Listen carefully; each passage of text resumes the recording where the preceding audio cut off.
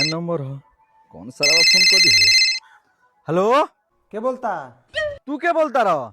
अच्छा वो छोड़ो, ये बताओ हाथ में काल ले बड़ो। हाथ में तो बोतल ले बनी।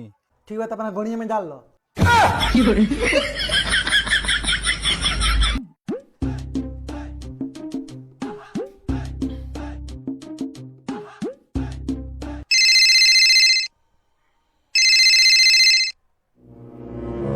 हेलो, ए नंबर से अभी खाने को लड़का फोन कैले रहा।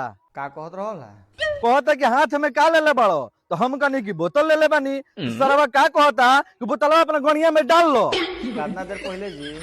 अरे ये 5 मिनट पहले। ए महाराज रघु बानी खिलाड़ मरद 5 मिनट ले गणिया में कहाँ डोले बनी, अब निकालियो करे के बहरी।